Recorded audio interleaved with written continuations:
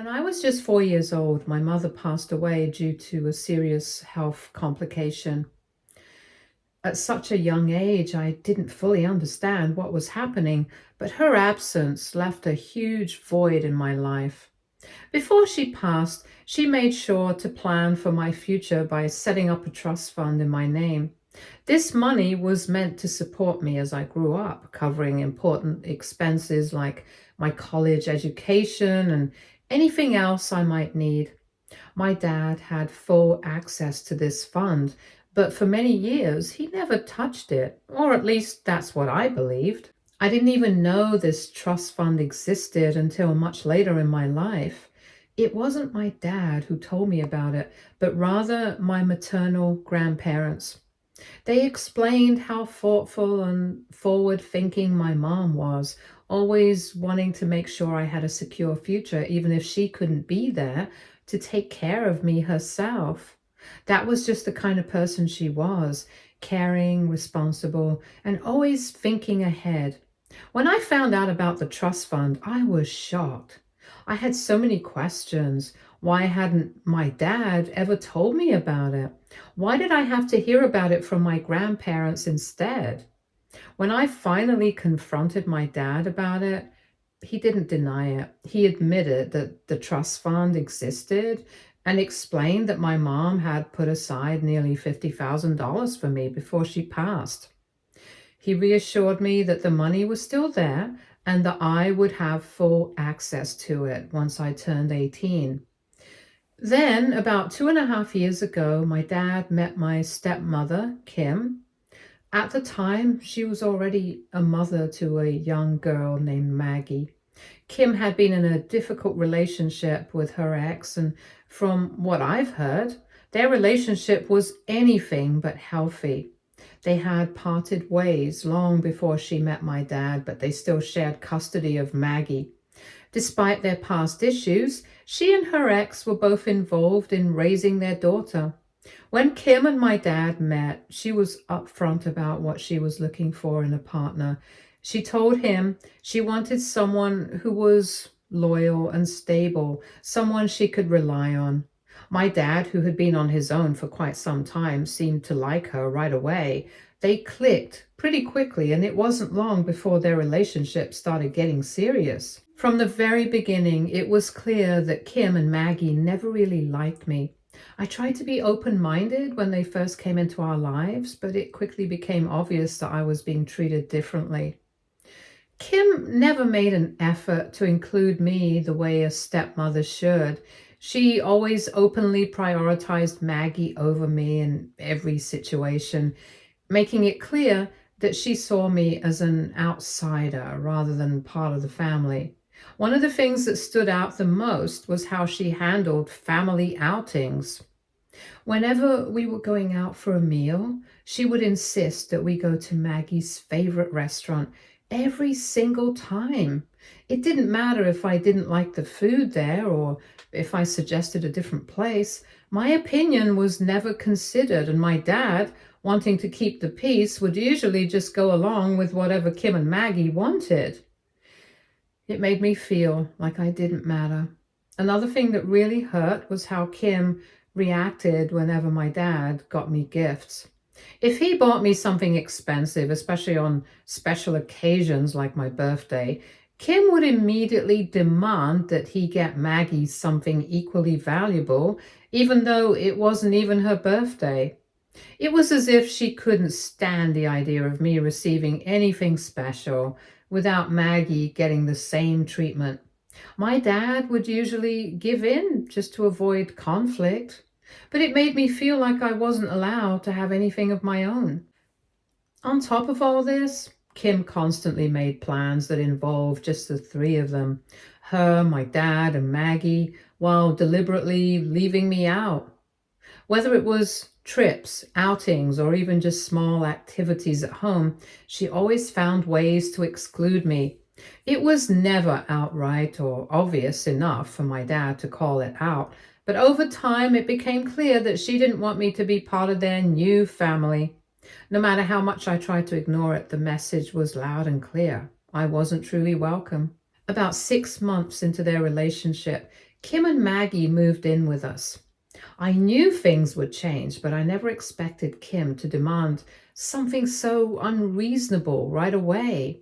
As soon as they settled in, she insisted that I give up my bedroom so Maggie could have it instead. Her reasoning? Maggie had more things and could use the space much better. It didn't matter that this had been my home long before they arrived or that my room was my personal space. It was just another way for Kim to make sure her daughter got priority over me. I refused, of course. This was my house, my room, and I had every right to keep it. I wasn't about to just hand it over to Maggie simply because she was older than me. It wasn't fair, and I wasn't going to be pushed around just to make them happy. But Kim and Maggie didn't let it go. They argued with me about it constantly, trying to guilt trip me into giving in. They made me feel like I was being selfish for wanting to keep something that had been mine all along. Even my dad got involved, and at first I thought he would have my back. But instead of standing up for me, he sided with Kim. He told me that for the sake of keeping family peace, I should just give up my room and let Maggie have it. That hurt more than anything. It wasn't about the room anymore. It was about the fact that my own dad was willing to push me aside just to avoid conflict with Kim. Regardless, I refused to back down. No matter how much they argued, I wasn't going to let them push me out of my own room. When I realized my dad wasn't going to stand up for me, I decided to get my maternal grandparents involved. They had always been my biggest supporters, and I knew they wouldn't tolerate what was happening. One important detail that Kim and Maggie either didn't know or probably chose to ignore was that the house we all lived in technically belonged to me. It had originally been my maternal grandfather's house, and after he passed it down to my mom, she left it to me in her will when she passed away. My dad never owned the house. It was always mine. So when my grandparents found out that he was trying to push me into a smaller room in my own home just to accommodate Kim and Maggie, they were absolutely furious. My grandfather didn't hold back. He made it clear to my dad that if this was how things were going to be, then my dad, Kim and Maggie, could find a new house for themselves and get their own rooms instead of forcing me to adjust. He wasn't going to stand by and watch them take advantage of me, especially in a house that rightfully belonged to me. His words hit hard, and my dad knew he had no choice but to back down. He wasn't happy about it, but in the end, he had to give in. As for Kim and Maggie, they were furious. They hated the fact that they couldn't get their way, and it was obvious they resented me even more after that, but at least they realized that they couldn't walk all over me. I had people in my corner who wouldn't let them. Over the past few years, Kim and Maggie have done everything they can to make my life miserable. It's not just small, petty things. Instead, it's been a constant effort to make me feel like I don't belong in my own home.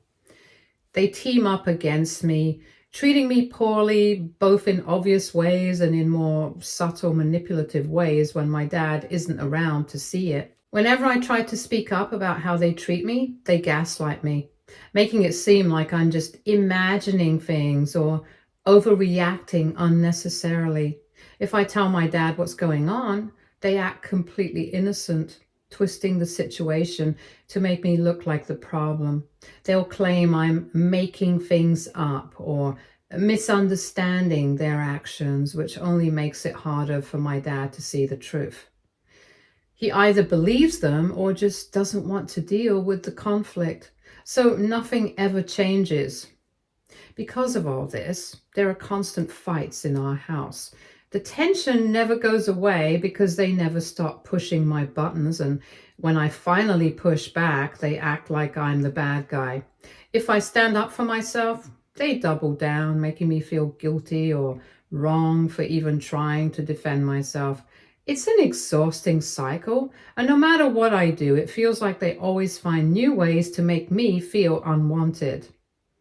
My dad doesn't do much to help either, and that's one of the things that hurts the most. No matter how obvious it is that Kim and Maggie treat me unfairly, he either ignores it or makes excuses for them.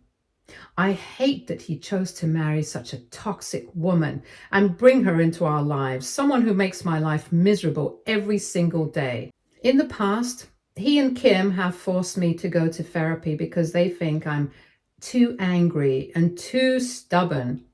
But the truth is, my anger isn't coming out of nowhere. I'm not just being difficult for no reason. I'm reacting to the way I'm being treated, and no amount of therapy can change the fact that they are the root cause of all this. How am I supposed to heal when I'm still stuck in the same toxic environment? Therapy won't fix what they refuse to acknowledge. Anyway, this year, Maggie decided to drop out of college and marry her longtime boyfriend. Honestly, I have no idea why my dad and Kim supported her in making such a reckless decision. But at this point, nothing they do surprises me. If they think it's a good idea, that's on them. I stayed out of it because, frankly, it wasn't my problem. Maggie's boyfriend is from Hawaii, so the wedding was held there. I wasn't invited because Maggie didn't want me there, which honestly is perfectly fine with me. Last thing I wanted was to be surrounded by people who didn't even like me, pretending we were one big happy family.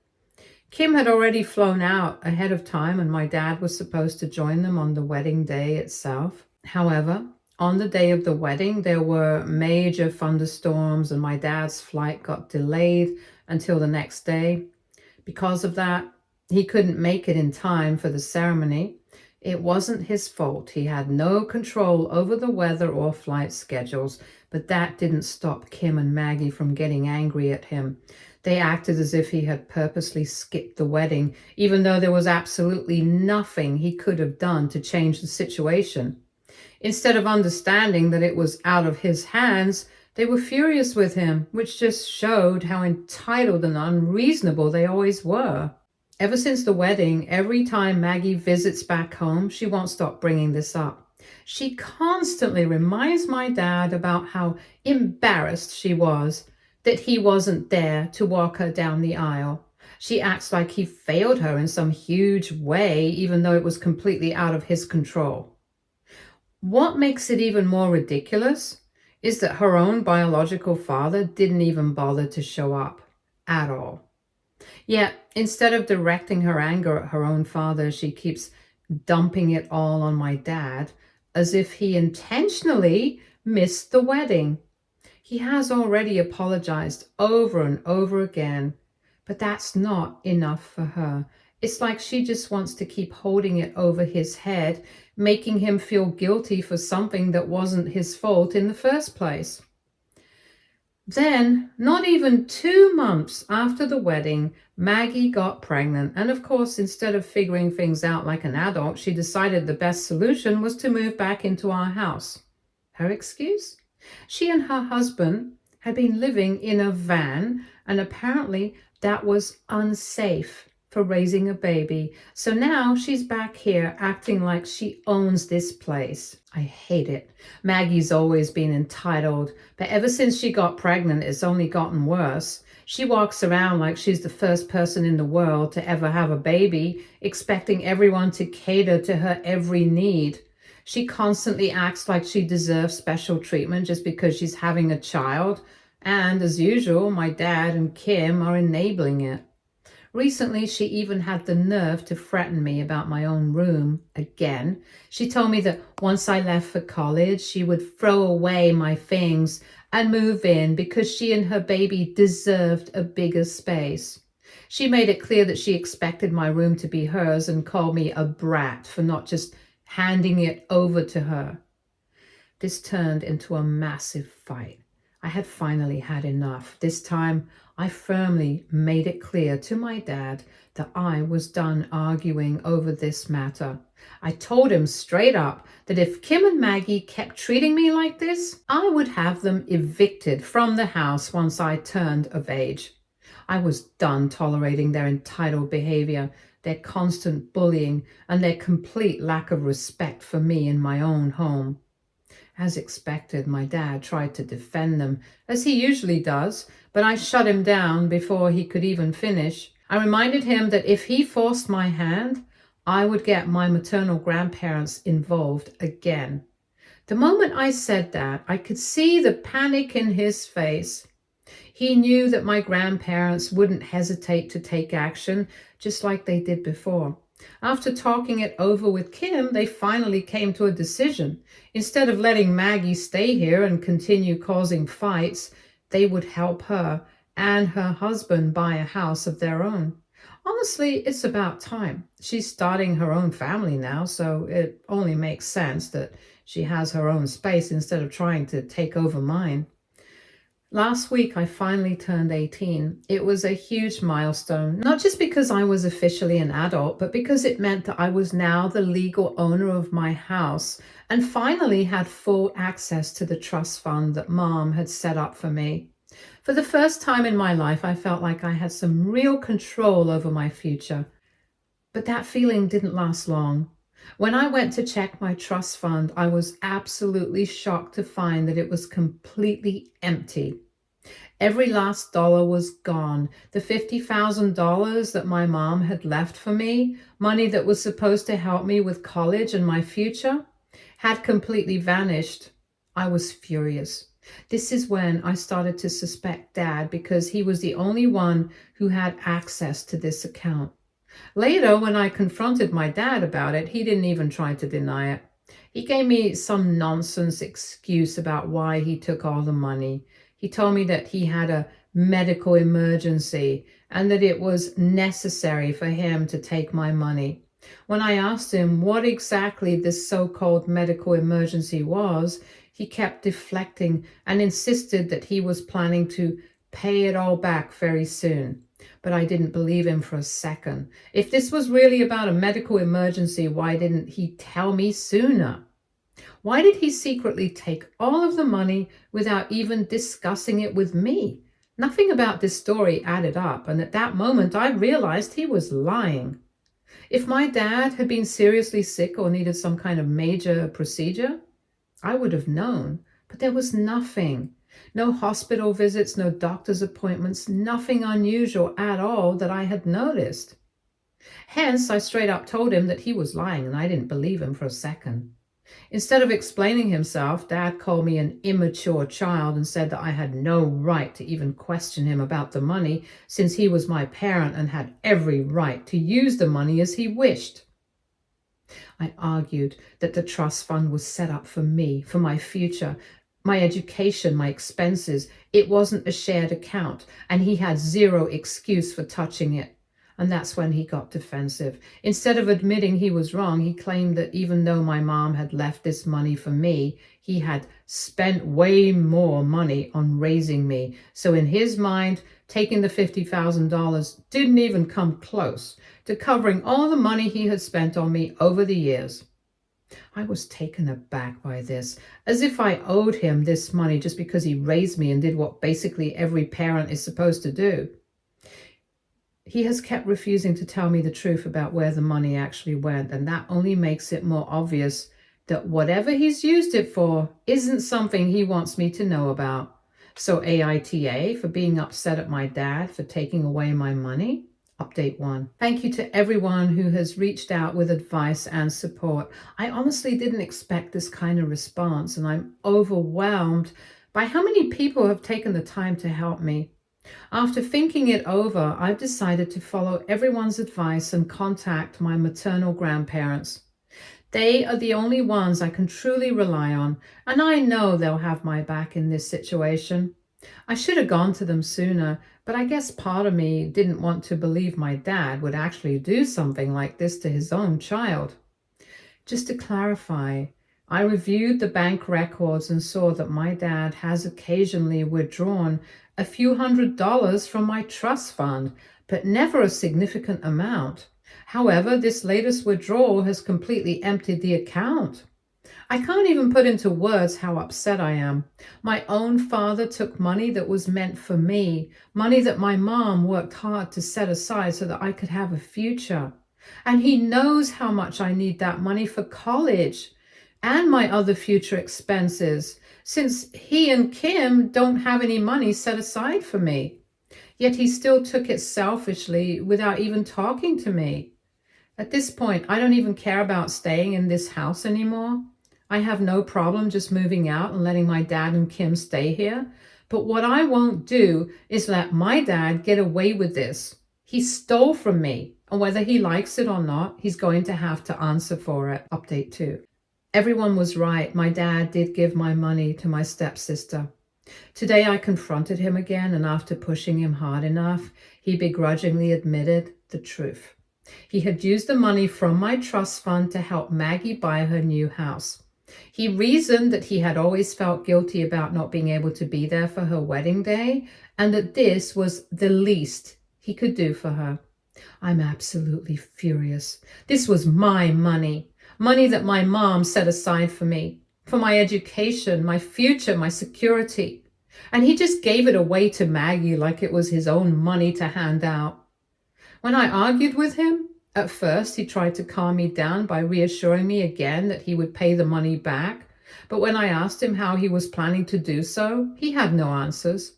I knew he was just saying this to shut me up. He had no plan to actually fix this. He just wanted me to drop it and hopefully forget about it.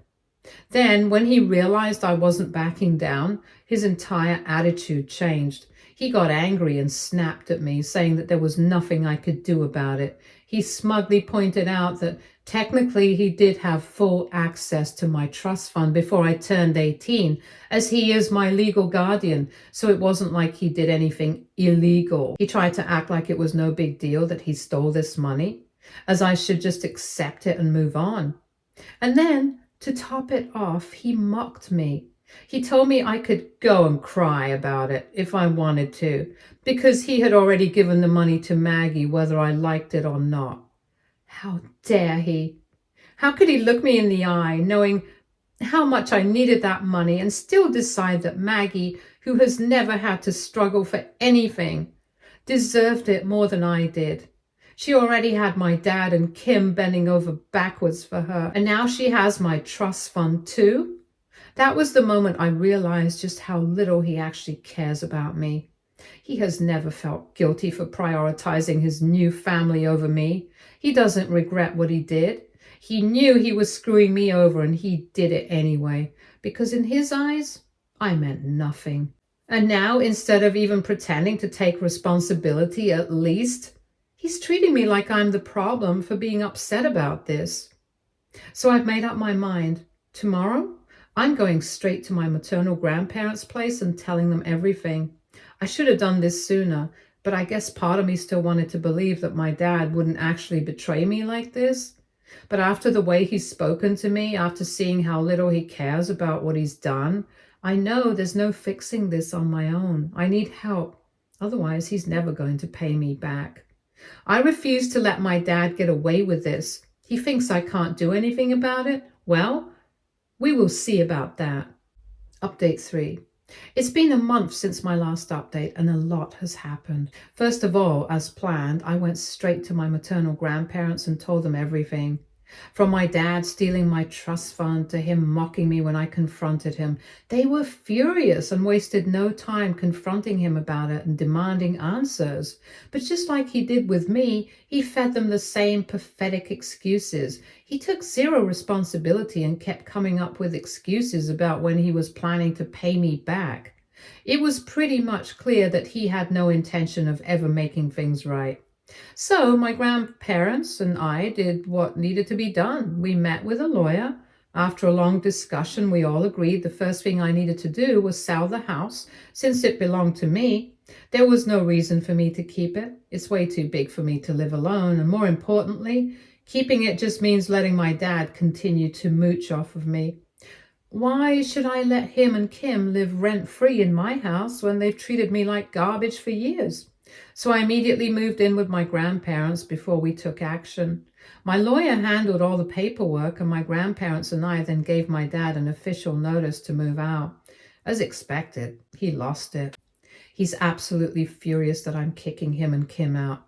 He has been calling me every single day, begging me not to go through with it. And suddenly the same man who told me to go cry about it after stealing my money is desperate for me to change my mind. He's been trying everything to manipulate me too, pulling the emotional blackmail card, saying this house is the last memory of my mom and that selling it would be selfish, as if he actually cared about what my mom wanted. If he really cared about her memory, he wouldn't have stolen the money she left for me. But I refuse to give in. I refuse to let him guilt trip me into letting him stay after everything he's done. I want him and Kim gone as soon as possible. Update 4. It's been 2 months since my last update, and a lot has changed. I did end up selling my house, and honestly, it was the best decision I could have made. The sale went through smoothly, and I received a lot of money from it, money that I'm now going to use for my college education and in the future to buy a place of my own. I'm really glad that I'm no more tied down to that house and no more being used by my dad and his wife. As expected, my dad and Kim did not take it well. Moving them out was a huge battle. There were so many arguments and so many attempts to guilt trip me into letting them stay, and so many unnecessary delays. Dad kept trying to play the disappointed parent card, telling me that I was being immature and short-sighted for selling a house that was meant to always be my family home.